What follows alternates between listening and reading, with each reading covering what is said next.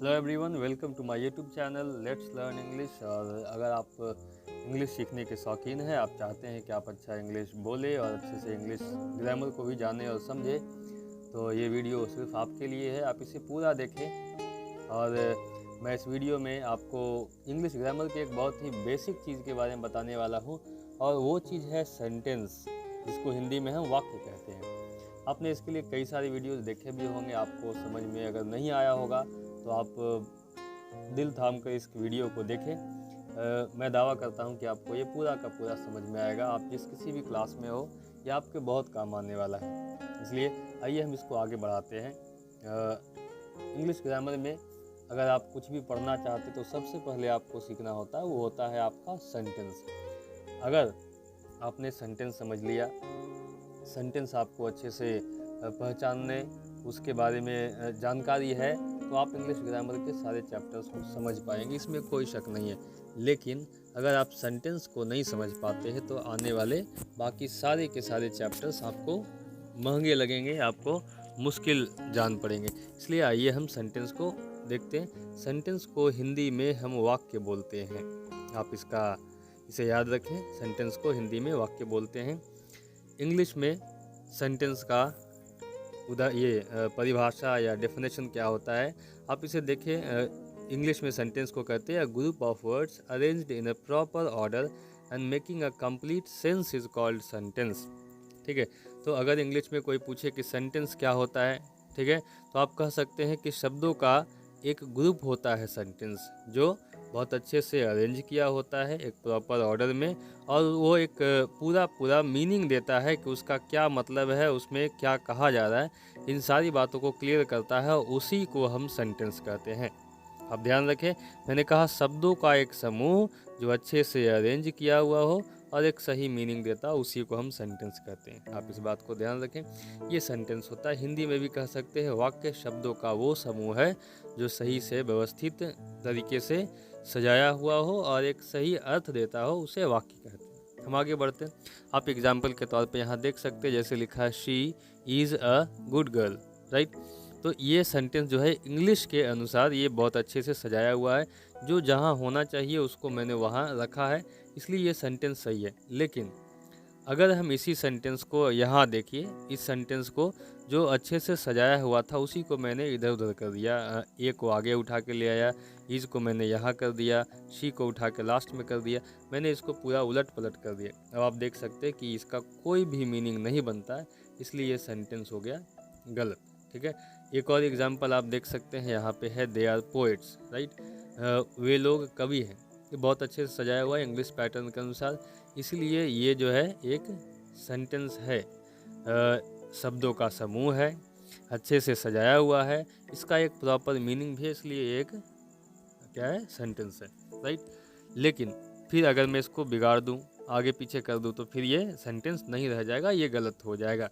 तो ये आपका सेंटेंस था। आप ध्यान रखें कि सेंटेंस शब्दों का एक समूह होता है जो अच्छे से सजाया हुआ और एक पूरा अर्थ देता हो, उसे सेंटेंस कहते हैं। अभी मैंने बात किया आपसे कि सेंटेंस में शब्दों को एक सही ऑर्डर में सजाना ज़रूरी होता है। शब्दों का समूह हो तो वो सेंटेंस नहीं हो सकता, लेकिन जब तक वो अच्छे से सजाया हुआ नहीं होता है अच्छे ऑर्डर में, तब तक वो ये सेंटेंस नहीं बन सकता। तो देख लेते पहले ऑर्डर क्या होता है सेंटेंस का। देखिए, हम लोग जो हिंदी बोलने वाले हैं, हिंदी बोलने वालों के लिए सेंटेंस का ऑर्डर कुछ और होता है शब्दों को सजाने का, ठीक है, और इंग्लिश के लिए सेंटेंस में शब्दों को सजाने का ऑर्डर अलग होता है। आप इसे गौर से देखें। अगर हिंदी की बात करते हैं तो हिंदी में सबसे पहले काम करने वाला आता है, इसको हम हिंदी में कर्ता बोलते हैं, इंग्लिश में सब्जेक्ट बोलते हैं, और उसके ठीक बाद में हिंदी में ऑब्जेक्ट आता है, ठीक है, जिसके साथ काम किया जाता है, और लास्ट में वर्ब आता है। आप एग्जाम्पल को देख सकते हैं, राम आम खाता है, ठीक है, ये राम हो गया जो काम कर रहा है, आम जिसके साथ काम किया जा रहा है, और खाता है जो है काम है, ठीक है। तो आप समझ सकते हैं ये पैटर्न हिंदी का है। बच्चे स्कूल जाते हैं, स्कूल जाने वाले ये जाया कहाँ जा रहा, तो स्कूल और जाने का काम किया जा रहा है। हम लोग अंग्रेजी सीखते हैं तो हम लोग सब्जेक्ट हो गया, अंग्रेजी ऑब्जेक्ट हो गया, और ये हो गया आपका वर्ब। तो इस प्रकार से आप समझ सकते हैं कि हिंदी हमारा सेंटेंस पैटर्न ये होता है। और इंग्लिश में यही सेंटेंस पैटर्न जो होता है थोड़ा सा चेंज करता है। क्या होता है कि सब्जेक्ट तो अपने जगह पर रहता है, लेकिन वर्ब जो लास्ट में था वो उठ के बीच में आ जाता है, और ऑब्जेक्ट जो सब्जेक्ट के बगल में था वो लास्ट में चला जाता है। ये होता है इंग्लिश का सब्जेक्ट पैटर्न से ये सेंटेंस पैटर्न। आप ध्यान रखिएगा, अगर आप कभी भी, अगर आप में से कोई आदमी इंग्लिश सीखते हैं और हिंदी से अगर आप इंग्लिश सीखते हैं, तो अगर आप ये सेंटेंस के पैटर्न को नहीं जानते हैं कि हिंदी का सेंटेंस पैटर्न क्या होता है, इंग्लिश का क्या होता है, तो आपके साथ बहुत सारी समस्याएं आ सकती है। इस बात का ध्यान रखें। तो सबसे पहला काम आपका है दोनों के सेंटेंस पैटर्न को ध्यान में रखें। अब आइए आगे बढ़ते हैं। तो इंग्लिश के सेंटेंस पैटर्न में सब्जेक्ट पहले, फिर वर्ब, उसके बाद ऑब्जेक्ट। इसी ऑब्जेक्ट का हिस्सा आपका कॉम्प्लीमेंट होते हैं और अदर वर्ड होते हैं। इन चीज़ों की बात हम एक अलग वीडियो में करेंगे। हम आगे बढ़ते हैं। यहाँ आप देख सकते हैं एग्जाम्पल में, आई लर्न इंग्लिश, मैं इंग्लिश सीखता हूँ। ये सब्जेक्ट हो गया, ये आपका वर्ब हो गया, और ये इंग्लिश आपका ऑब्जेक्ट हो गया। दे स्पीक फ्रेंच, ये सब्जेक्ट हो गया, स्पीक वर्ब हो गया, और फ्रेंच आपका ऑब्जेक्ट हो गया। ठीक है। इसी प्रकार से अगले में, she worked hard for her exam, ये सब्जेक्ट, ये आपका वर्ब, और ये आपका ऑब्जेक्ट का जगह पे है। ठीक है। तो ये इंग्लिश का पैटर्न, उसके ऊपर मैंने हिंदी का पैटर्न आपको बताया। ठीक है। आइए हम आगे बढ़ते हैं और आगे हम देखते हैं। मैंने एक यहाँ पे नोट लिख रखा है। ठीक है। मैंने तो अभी आपको बता दिया कि अगर एक सेंटेंस की बात करें इंग्लिश में, तो पहले सब्जेक्ट आता है, फिर वर्ब आता है, फिर ऑब्जेक्ट आता है। ये इंग्लिश के सेंटेंस का पैटर्न है। लेकिन कहीं कहीं आपको समस्या भी हो सकती है। समस्या किस बात का? तो नोट मैंने लिख रखा है, sometimes the proper order is not followed yet we get a full sense. कभी कभी क्या होता है इंग्लिश में कि वो प्रॉपर ऑर्डर की सब्जेक्ट रहे, फिर वर्ब रहे, फिर ऑब्जेक्ट रहे, हो सकता है आपको नहीं मिले। इसका मतलब क्या, वो सेंटेंस नहीं होगा? वो भी सेंटेंस होगा। Yet we get a full sense, क्योंकि उससे भी पूरा पूरा अर्थ निकलता है। ठीक है। और वो भी एक सेंटेंस होता है। करेक्ट। आप देखिए कौन कौन से केस में, जैसे आपका यहाँ पे गो देयर, कहा वहाँ जाओ। ठीक है। तो इसमें कुछ चीज़ें छुपी होती है। सामने वाले को बोला कि यू गो देयर, तुम वहाँ जाओ। ठीक है। तो आगे की चीज़ छुपा दिया है, आधा लिखा है, इसका मतलब ये नहीं है कि इसका कोई अर्थ नहीं है। इसका पूरा सेंस है, पूरा अर्थ आ रहा है, इसलिए सेंटेंस है। Have a nice journey. ठीक है। May you have a nice journey, इस प्रकार से बोला जाता है। What a man, clear, there he went. ये सारे सेंटेंस में आप देखिएगा, देखिए यहाँ पे ही हो गया, सब्जेक्ट ये होता, वर्ब ये होता, ऑब्जेक्ट की जगह पे इसको यहाँ लाते। ये ऑर्डर नहीं फॉलो कर रहा, लेकिन ये सेंटेंस है। इस बात का आप ध्यान रखें। ये आप सेंटेंस टाइप्स जब मैं आगे पढ़ाऊंगा अभी इसी वीडियो में, तो आपको मालूम चलेगा कि ये सारे किस प्रकार के सेंटेंस हैं जो ऑर्डर नहीं फॉलो करते फिर भी सेंटेंस हैं। ठीक है। आइए आगे बढ़ाते हैं आपको। और ये रहा एक सेंटेंस के टाइप्स को जानने के पहले आप जान लें कि सेंटेंस के पार्ट्स क्या क्या होते हैं। जैसे आप देखते हैं एक मोटर बाइक के पार्ट्स होते हैं, साइकिल के पार्ट्स होते हैं, हर चीज़ के पार्ट्स होते हैं। तो सेंटेंस के भी, इवन आदमी के भी पार्ट्स होते हैं, सेंटेंस के भी पार्ट्स होते हैं। क्या? तो sentence can be divided into 2 parts. एक सेंटेंस को आप बस 2 हिस्सों में बांट सकते हैं। कौन कौन सा? तो पहला हिस्सा करेंगे उसको सब्जेक्ट कहेंगे, दूसरा हिस्सा करेंगे उसको प्रेडिकेट कहेंगे। ठीक है। मतलब एक सेंटेंस को, अगर ये सेंटेंस मान लीजिए, इसको हम 2 ही हिस्से में काट सकते हैं, पहला हिस्सा सब्जेक्ट और दूसरे हिस्से को प्रेडिकेट। अब कैसे कहेंगे ये आगे देख लीजिए। ये रहा आपका सेंटेंस का पैटर्न जो मैंने अभी आपको ऊपर दिखाया था इसके थोड़ी देर पहले।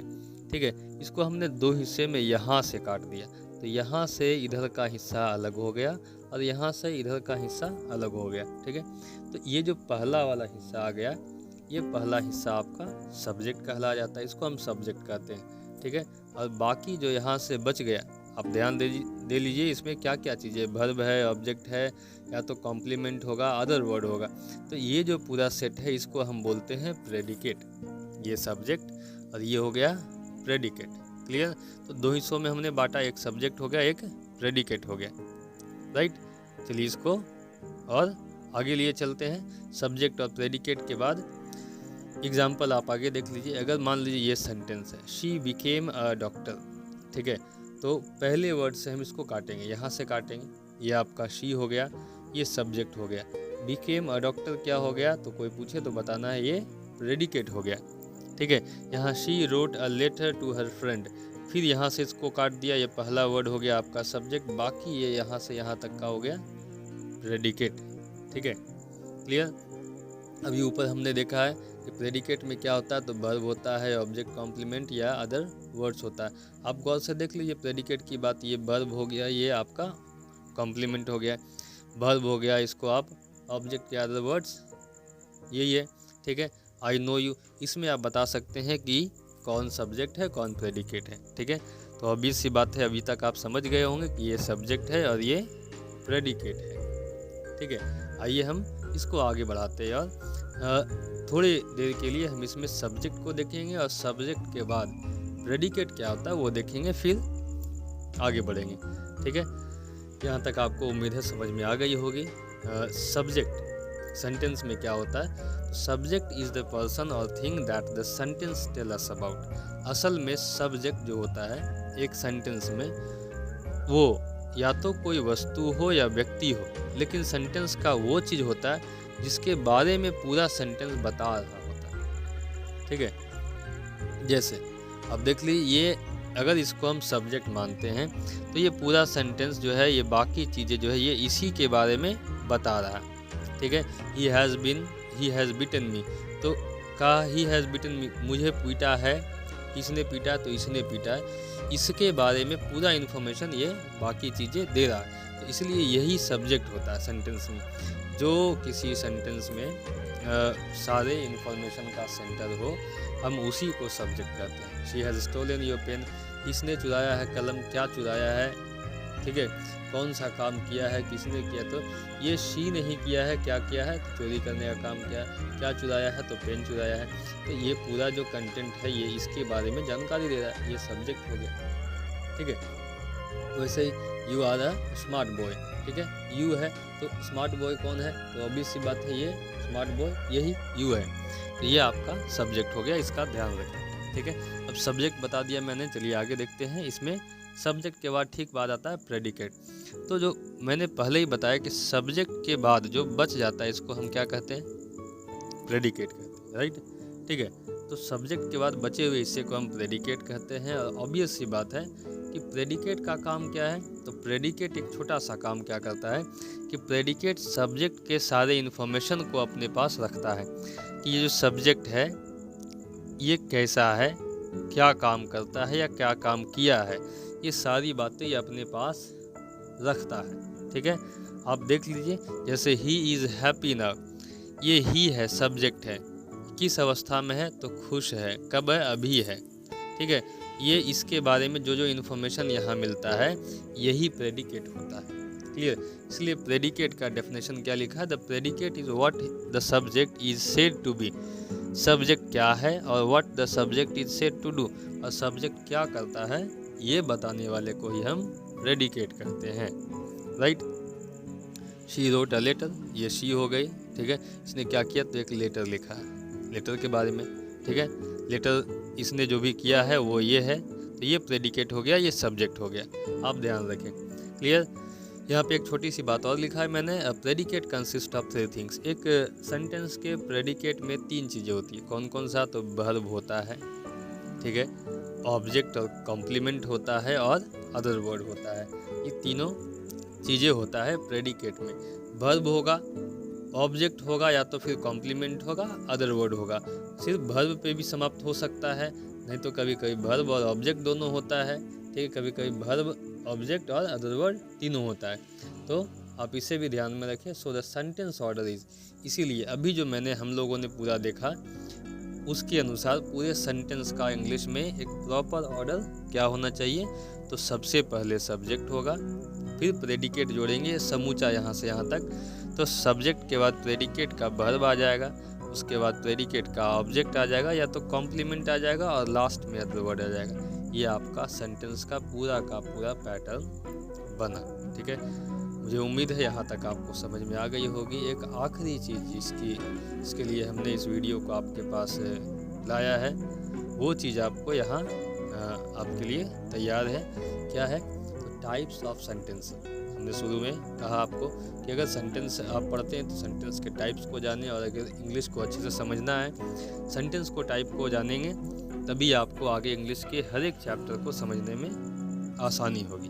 ठीक है, तो टाइप्स ऑफ सेंटेंसेस गौर से देख लीजिए। There are total 5 types of sentences. अगर हम बात करते हैं सेंटेंस के टाइप्स की, तो इंग्लिश में आपको मोस्ट ऑफ द बुक्स, अधिकतर किताबों में आपको सेंटेंस के टाइप मिलेंगे टोटल 5। ठीक है, क्लियर। टोटल सेंटेंस टाइप आपको मिलेंगे 5। उसी 5 में से जो है 5 में कुछ ऐसे होंगे जो 2 हिस्सों में, तो कुछ 3 हिस्सों में, ये बढ़ते चले जाएंगे। वो आपको एक एक करके हम दिखाएंगे। ठीक है, तो टोटल कितने हो गए सेंटेंस टाइप? टोटल हो गए 5 टाइप्स आर देयर। कौन कौन सा, जो आप ध्यान से देखते जाइए। सबसे पहला सेंटेंस होता है जिसको हम असर्टिव कहते हैं या तो डिक्लेरेटिव कहते हैं। असर्टिव और डिक्लेरेटिव क्यों कहते हैं? असर्ट का मतलब होता है कोई बात कहना, कोई बात रखना, या तो डिक्लेयर का मतलब भी होता है कोई घोषणा करना। ठीक है, तो बात रखना, बात कहना, दोनों किस सेंस में, किस तरीके से हो सकता है? तो या तो हाँ में या तो ना में, 2 ही तरह से हो सकता है। तो ये दोनों तरह के सेंटेंस जिसमें आप कोई बात बताते हैं या कोई बात से इनकार कर जाते हैं, ये दोनों टाइप के सेंटेंस आपका असर्टिव होगा। जैसे मैंने कहा मैं इंग्लिश पढ़ा रहा हूँ, असर्टिव है। काम नहीं, मैं इंग्लिश नहीं पढ़ा रहा हूँ, ये भी असर्टिव है। ठीक है, मतलब ना करे या हाँ करे, दोनों आपका असर्टिव या डिक्लेरेटिव सेंटेंस ही होगा। ठीक है, जैसे she went to school, he has not done it, उसने यह काम नहीं किया है। ये सारे आपके असर्टिव सेंटेंस कहलाते हैं। ठीक है, अब सेंटेंस के दूसरे टाइप को देखते हैं। सेंटेंस का दूसरा टाइप जो है, इसको हम इंटेरोगेटिव सेंटेंस कहते हैं। इंटेरोगेटिव या तो इसको क्वेश्चन कहते हैं, हिंदी में इसको सवाल कह सकते हैं। ठीक है, तो इंटेरोगेटिव आप अगर ध्यान देंगे तो यहाँ पे एक वर्ड आता है बाहर, इंटेरोगेट। ठीक है, इंट्रोगेट का मतलब होता है किसी से सवाल करना। ठीक है, यहाँ पे ये भी लिखा है क्वेश्चन का मतलब भी सवाल करना। तो ऑब्वियस सी बात है, वैसे ये सेंटेंसेस, वैसे वाक्य जो किसी से सवाल करता हो, किसी से जवाब मांगता हो, तो उसको हम कहेंगे इंट्रोगेटिव सेंटेंसेस। राइट, ये इंट्रोगेटिव सेंटेंसेज अक्सर जो है सेंटेंस के लास्ट में एक हुक लगाएंगे, उसके नीचे में एक डॉट लगाएंगे, तब ये खत्म होता है। हम आगे बढ़ते हैं। अगला सेंटेंस का टाइप जो है नंबर 3 पे, वो है इम्पेरेटिव सेंटेंसेस। ठीक है, ये इम्पेरेटिव ही है जो आपका इंग्लिश का पैटर्न नहीं फॉलो करेगा। ना तो इसमें सब्जेक्ट आपको दिखेगा आगे, ठीक है, सब्जेक्ट रहेगा नहीं, वर्ब मिलेगा, ऑब्जेक्ट मिलेगा सीधे। ठीक है, तो आप कहेंगे भाई ऐसा कैसे सेंटेंस है? मैंने आपको पहले ही नोट्स में कह दिया कि सब्जेक्ट ना भी हो। ठीक है, ऐसे भी रहे तो ये सेंटेंस हो गया। ये इम्पेरेटिव सेंटेंसेस है, ये छोटा छोटा होता है। इसमें मोस्टली V1 प्लस ये ऑब्जेक्ट मिलेगा आपको, या 2 नहीं, don't plus V1 plus object मिलेगा आपको। तो ये हो गया, जैसे don't smoke here, please help me, speak allowed, keep quiet. और इम्पेरेटिव सेंटेंसेस का यूज किस लिए होता है? तो किसी से रिक्वेस्ट करने के लिए, जैसे यहाँ, किसी को कुछ मना करने के लिए यहाँ, किसी को ऑर्डर देने के लिए यहाँ। ठीक है, किसी को डांटने के लिए भी कभी कभी कर देते। ये इम्पेरेटिव सेंटेंसेज हो गए। ठीक है, अगला सेंटेंस हमारे पास बहुत अच्छा वाला है ऑप्टेटिव सेंटेंस। जैसे आपने किसी को के लिए दुआ मांगी होगी, किसी को श्राप दिया होगा, तो वो सारा जो है ऑप्टेटिव होता है। ठीक है, may you pass the examination, भगवान करे तुम एग्ज़ाम पास कर जाओ। ठीक है, long leave the king, happy new year. ये सारा वो सेंटेंस जिसमें लास्ट में एक्सक्लेमेशन का मार्क लगता हो, ठीक है, किसी के दुआ के लिए या किसी के श्राप के लिए यूज़ करते हैं, वो सेंटेंस आपका ऑप्टेटिव सेंटेंस कहलाता है। ये ध्यान रखें। और एक आखिरी टाइप जो सेंटेंस का है, उसे हम कहते हैं एक्सक्लामेटरी सेंटेंसेस। ठीक है, देखिए इसमें भी वर्ड आता है एक्सक्लेम। ठीक है, तो एक्सक्लेम का मतलब होता है अचानक से चिल्लाना, अचानक से कोई चीज़ बोलना। ठीक है, तो जो सेंटेंस, जो वाक्य हम अचानक से भावनाओं में भर के बाहर निकाल देते हैं, वो सेंटेंस हो जाता है हमारा एक्सक्लेमेटरी सेंटेंस। ठीक है, what a man, what a fool, you are, how bad. ठीक है, और एक्सक्लेमेटरी सेंटेंस जब भी ख़त्म होगा तो उसके लास्ट में एक एक्सक्लेमेशन साइन होगा।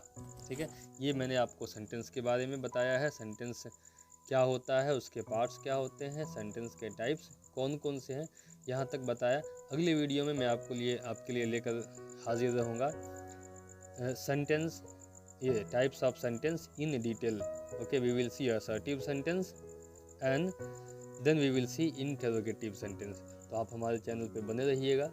अगले वीडियो के लिए आप इसे सब्सक्राइब करें, लाइक करें और बहुत सारे लोगों को शेयर करें, ताकि और भी जो सीखने वाले वो इस प्रकार से इंग्लिश सीख सके।